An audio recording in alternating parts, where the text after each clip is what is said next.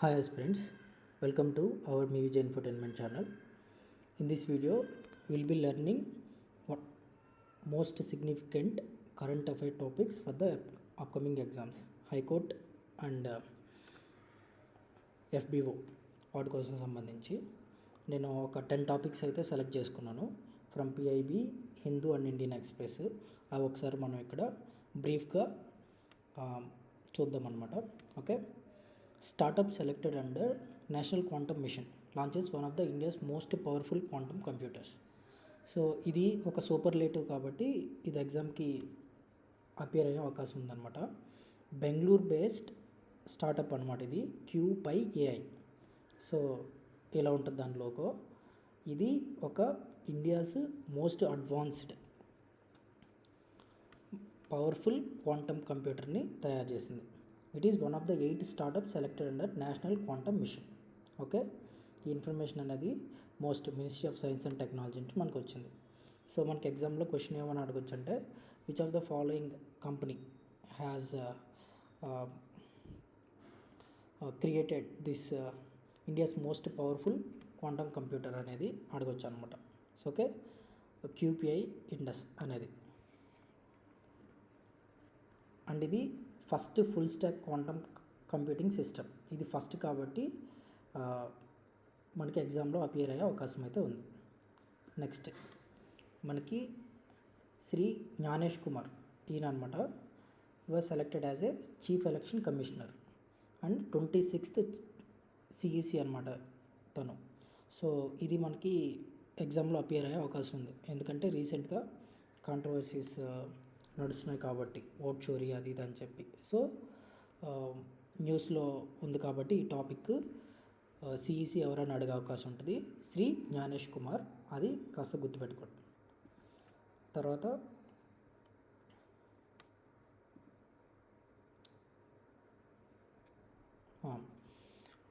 మనకి ఈ సూరజ్ పోర్టల్ అనేది లాంచ్ చేశారు. ఇది ఎప్పుడు న్యూస్ అంటే March 12th న్యూస్, కాబట్టి ఇది కూడా న్యూస్లో ఉంది.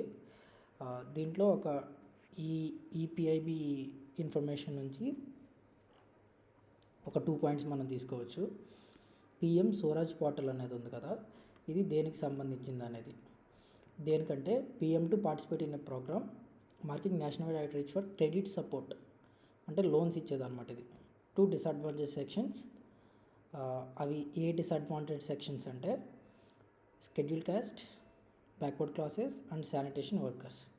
Okay, SC ST BC and sanitation వర్కర్కి సంబంధించి క్రెడిట్ ఇచ్చేది ఒక పోర్టల్ అనమాట PM స్వరాజ్ అనేది.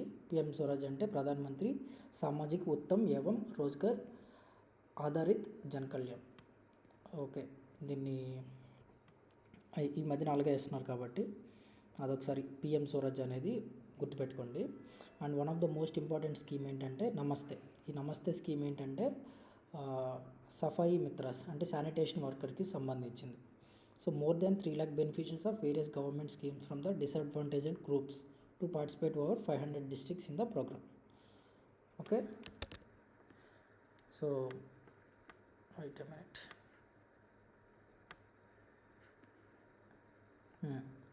So launch of PM Swaraj portal to provide 15 lakh business loans to SC ST OBC and sanitation workers.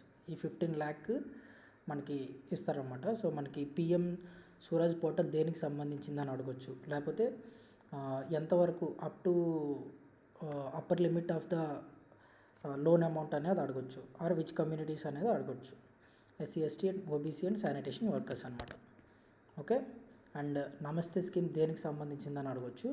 నమస్తే స్కీమ్ అనేది శానిటేషన్ వర్కర్కి సంబంధించింది అనమాట. Okay, alright. దెన్ ఈ రైల్ వన్ యాప్ అనేది లాంచ్ చేశారు. ఇది ఇలా ఉంటుంది రైల్ వన్ యాప్ అనేది. So one stop solution for all passengers. ఇది రీసెంట్గా July 1st వచ్చిందనమాట. యూనియన్ మినిస్టర్, రైల్వే మినిస్టర్ ఎవరైనా అడిగితే శ్రీ అశ్విని వైష్ణవ్ అనమాట. సో రైల్ వన్ యాప్ అనేది మనకి ఈ లైవ్ ట్రాకింగ్, గ్రీవెన్స్ రిడ్రెస్లు అండ్ ఈ క్యాటరింగ్ వీటన్నిటికీ ఉపయోగపడేలాగా మనకి రైల్ వన్ అనే యాప్ అనేది దాన్ని రీసెంట్గా మనకి లాంచ్ చేశారు. ఆల్రైట్, సో మనకి రైల్ 1 దగ్గర సంథింగ్ ఇంకేదో అడగొచ్చు, అంటే రిలేటెడ్గా రైల్ 1 ఉండేలాగా 1 రైలు అలాగా మనకు కన్ఫ్యూజ్ చేసేలాగా అడగొచ్చు. సో ఈ నేమ్ అయితే గుర్తుపెట్టుకోండి. రైట్. తర్వాత cabinet approves employment linked incentive scheme. So ఇది అనేది కాస్త important. Scheme to enhance job creation, ఇది యూనియన్ బడ్జెట్లో మనకు ఆల్రెడీ చెప్పిందే. అది మళ్ళీ July 1 PIBలో వచ్చింది కాబట్టి వీఆర్ డిస్కసింగ్ అబౌట్ ఇట్. ఒక క్వశ్చన్ వచ్చే అవకాశం ఉంది. First timers to get 1 month wage up to 15,000. ఇక్కడ నంబర్ ఉంది కదా, ఈ నెంబర్ అనేది important. In two instalments. So వాళ్ళు అక్కడ 12,000 10,000 అట్లా ఇస్తారు మనకి, ఒకవేళ ఇలాంటి క్వశ్చన్స్ అడిగితే కనుక. సో అందుకని ఇక్కడ మనకి ఈ 15,000 ఇన్స్ 2 instalments for the first timers. Okay. So ఆ 2 ఇన్స్టాల్మెంట్స్ ఏంటంటే, ఫస్ట్ ఇన్స్టాల్మెంట్ 6 months తర్వాత ఇస్తారు, 7,500 అనేది, అండ్ 7,500 12 months అయిన తర్వాత ఇస్తారన్నమాట. Okay. So this scheme to support employment generation of more than 3.5 crores job in 2 years with outlay of 1 lakh crores. దీనికి మనం ప్రపోజ్ చేసింది 1 lakh crore రూపీస్ అనమాట. ఎయిమ్ ఏంటంటే 3.5 crore additional jobs with in 2 years అనేది చేయాలనేది. So and దీని గురించి మనం ఒకసారి చూస్తే, దీన్ని ఈ 15,000 అనేది బాగా గుర్తుపెట్టుకోండి, అది ఫస్ట్ టైం ఎంప్లాయర్స్కి వస్తుంది. అండ్ ఇది ఒక 2 part A and part B లాగా డివైడ్ చేస్తారన్నమాట. ఇది మన బడ్జెట్ చదివినప్పుడు కూడా చదువుంటాము. Okay. So targeting the first time employees registered with EPFO. This part will offer 1 month EPF wages up to 15,000 in 2 installments. Okay. ఈ EPF వేస్ వస్తుంది మనకి 15,000 in 2 installment. Employees with salary up to 1 lakh will be eligible. 1 lakh salary కనుక దాటితే అది మనకి వర్తించదు, only up to 1 lakh. So I told you already, this first instalment will be payable after 6 months of service, and second installment will be payable after 12 months of the service and completion of the financial literacy program by the employee. Alright. తర్వాత and part B ఏంటంటే, this part will cover generation of additional employment in all sector with special focus on manufacturing sector. So manufacturing సెక్టర్స్లో ఎక్కువ jobs create చేయాలనేది ఈ scheme యొక్క main ఉద్దేశం అనమాట. Employment linked incentive అనేది. ద ఎంప్లాయర్స్ అంటే మనకి జాబ్ ఇచ్చేవాళ్ళు will get incentive in respect of employees with salary up to 1 lakh. So ఇది 1 lakh ఉన్న వాళ్ళకే, 1 lakh దాటితే కనుక ఇది స్కీమ్ అనేది వర్తించదు. The government will incentivise employers, job ఇచ్చే వాళ్ళకి, జాబ్ సీకర్స్ కాదు, జాబ్ ఇచ్చే వాళ్ళకి up to 3,000 per month for 2 years అలా అయితే ఇస్తుంది అనమాట. And for each additional employee with sustained employment at least 6 months. 6 months అయితే వాళ్ళు మనకి జాబ్ ఇస్తేనే అప్పుడు వాళ్ళకి 3,000 per month అనేది గవర్నమెంట్ తరపున ఎంప్లాయర్స్కి ఇస్తారు. Okay. For manufacturing sector intensity will be extended to 3rd year and 4th year as well. అంతే. మనం మెయిన్గా గుర్తుపెట్టుకోవాల్సింది ఏంటంటే, ఫస్ట్ టైమర్స్ 1 month వేజ్ వస్తుంది, EPF వేజ్ అనేది, అది 15,000, అది కూడా 2 installmentలో వస్తుంది. అండ్ ఇది మ్యానుఫ్యాక్చరింగ్ సెక్టార్స్కి ఇంకో 2 years ఎక్స్ట్రాగా ఎక్స్టెండ్ చేశారు. అది ఎవరికంటే జాబ్ ఎవరైతే ఇచ్చారో వాళ్ళకి. అండ్ ఇది 1 lakh లోపు శాలరీ ఉన్న వాళ్ళకి మాత్రమే వర్తిస్తుంది. సో ఈ టేక్ అవేర్నెస్ని తీసుకోండి. తర్వాత INS Tamal. Okay. Latest stealth frigate Tamal, ఇది ఈ షిప్ అనమాట. Wait a minute.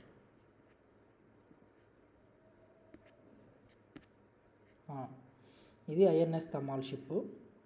ఇది స్టెల్త్ ఫ్రిగేట్. ఇది ఎక్కడంటే Yantar shipyard Kaliningrad in Russia, అక్కడ నుంచి మనకు కమిషన్ అయిందనమాట. ఇది రష్యా అండ్ ఇండియా కొలాబరేటివ్ ఎఫర్ట్తో వచ్చిందనమాట ఇది. All right. అంతకుముందు INS Tamal is the 8th multi-corps stealth frigate in the series of Project 1135.6 and the second edition of follow-on Tushil class of ships. The first ship of Tushil class, INS Tushil, was commissioned on 9th December 2024. అంటే రీసెంట్గానే వచ్చింది, ఒక 6 months 7 months back. Okay, ఇది second ship అనమాట INS Tamal అనేది. ఇది July 1st అక్కడ మన ఇండియన్ నేవీలోకి ఇండక్ట్ అయింది.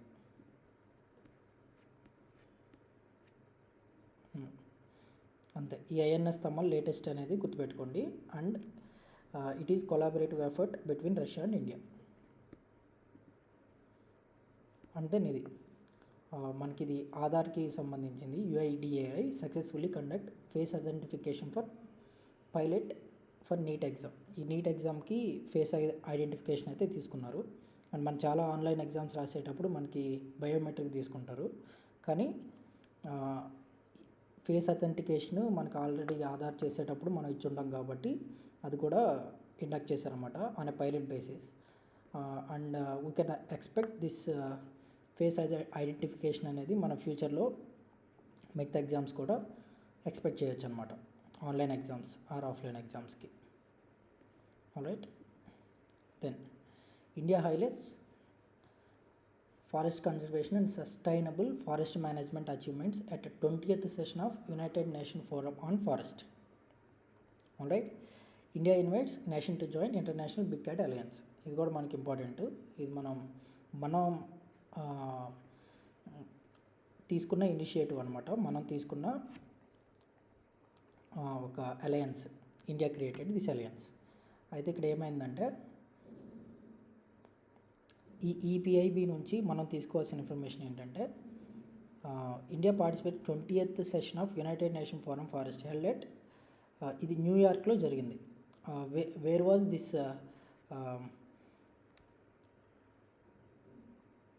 This UNFF20 conducted.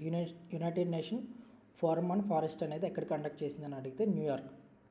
ఓకే, అదొకటి అడిగే అవకాశం ఉంది. ఇది రీసెంట్ May 5 to 9 కాబట్టి. అండ్ ఇంకో విషయం ఏంటంటే India reported it consistent increase in the forest and tree cover now encompassing 25.17%. So మనకి ఫారెస్ట్ అండ్ ట్రీ కవర్ కలిపి ఎంత పర్సంటేజ్ ఉన్నాయంటే 2.15% ఆఫ్ జోగ్రఫికల్ ఏరియా. సో ఇది మనకి ఇండియా స్టేట్ ఫారెస్ట్ రిపోర్ట్ రీసెంట్గా వచ్చింది కదా, దాని నుంచి ఒక కీ టేక్ అవే పాయింట్. ఇది డైరెక్ట్గా అడిగే అవకాశం ఉంది. FBలో అయితే చాలా సిగ్నిఫికెంట్ క్వశ్చన్ అయ్యే అవకాశం ఉంది. Forest and tree cover 25.17% of total geographical area. Okay. And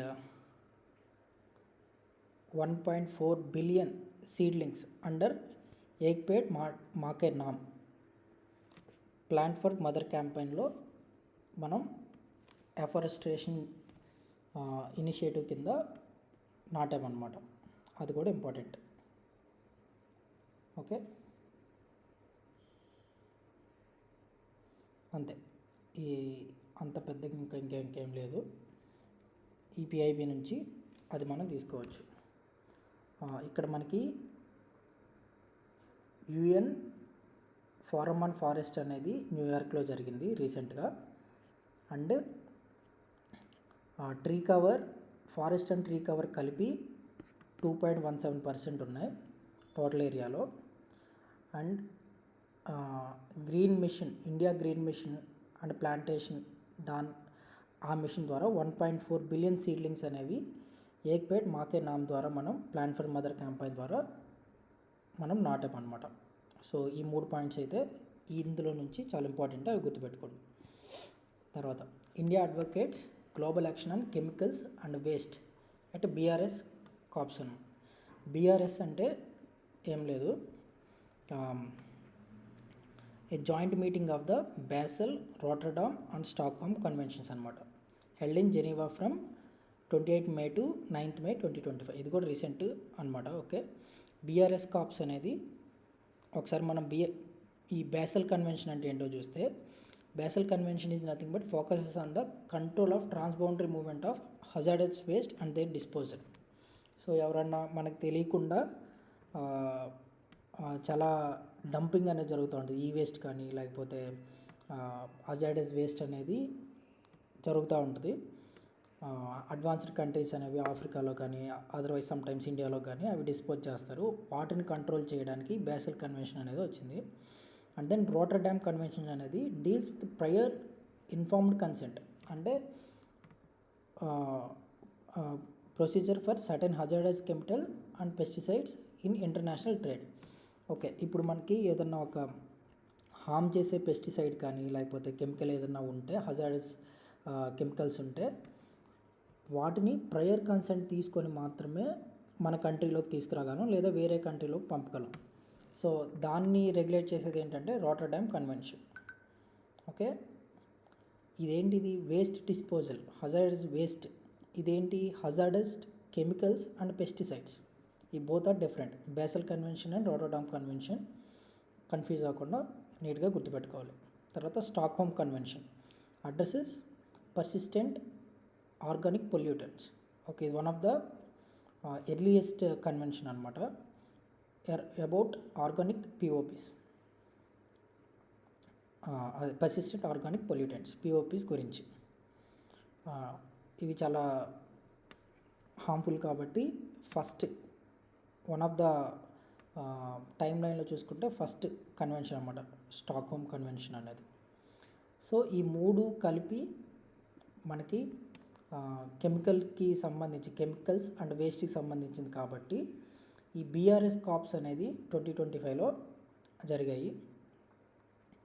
okay, దానికి సంబంధించి ఈ పిఐబి వచ్చిందనమాట. మనకి ఇక్కడ మనం గుర్తుపెట్టుకోవాల్సిన విషయం ఏంటంటే శ్రీ యాదవ్, భూపేంద్ర యాదవ్ అనేది అనే అతను union minister for environment, forest and climate change అనమాట. ఇదొకటి మనం గుర్తుపెట్టుకోవచ్చు. Okay, and inter ministerial delegation from India led by Union Minister and Forest Climate Change Sri Bhupendra Yadav is participating in the Conference of Parties COT to the Basel, Rotterdam and Stockholm Convention taking place in Geneva. ఈ ఎక్కడ జరిగాయని అడిగితే జెనీవాలో జరిగాయి. ఇది 30th April to May 1st కాబట్టి ఇది one of the important అవుతుంది. అండ్ దీని థీమ్ అడిగే అవకాశం ఉంది. Theme of this high level segment is make visible invisible. Okay, ఇది కెమికల్ అండ్ వేస్ట్ మేనేజ్మెంట్కి సంబంధించింది కాబట్టి వన్ ఆఫ్ ద ఇంపార్టెంట్ అయ్యే అవకాశం ఉంది. అదర్వైజ్ ఇందాక మనం డిస్కస్ చేసినట్టు ఈ మూడు అనేవి చాలా important. Basal convention, Rotterdam convention and Stockholm convention. ఈ మూడిట్లో ఏదో ఒకటి కానీ ఇది ఎక్కడ జరిగిందనే విషయం కానీ అడగవచ్చు. అదర్వైజ్ మనం జనరల్గానే గుర్తుపెట్టుకోవాలి. Union minister for environment, forest and climate change ఎవరంటే శ్రీ భూపేష్ యాదవ్ అనేది గుర్తుపెట్టుకోవాలి. Alright, next world largest container ship MSC Irina docks at Vizhinjam Seaport in Kerala. Okay, which of the following ship recently docked at ఈ Vizhinjam seaport in Kerala అని అడగొచ్చు, లేకపోతే దాని పేరేంటని అడగొచ్చు. MSC Irina. Okay, ఇది వరల్డ్ లార్జెస్ట్ కంటైనర్ షిప్. ఈ superlative ఉంది కాబట్టి లార్జెస్ట్. ఇది కేరళ పోర్ట్లో విజింజం అనే సీ పోర్ట్ అనేది కేరళలో ఉంది. ఈ రెండు పాయింట్స్ అనేవి మనం గుర్తుపెట్టుకోవాలి. ఇది MSC Irina అనమాట. World largest container ship MSC Irina made historic debut at Vizhinjam international see port on Monday. The vessel, which was on its maiden visit to South Asian port, docked at port in the morning. Okay, ఈ రెండు పేర్లు అయితే మనం గుర్తుపెట్టుకోవాలి. Vizhinjam see port అనేది కేరళలో ఉంది. అక్కడ రీసెంట్గా world largest container ship MSC Irina వచ్చి డాక్ అయింది. Alright, I hope I have covered 10 topics.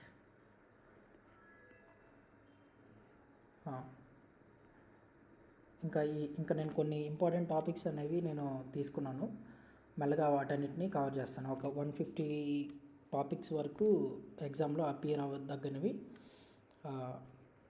Upcoming వీడియోస్లో I will discuss. Thank you very much. Piece.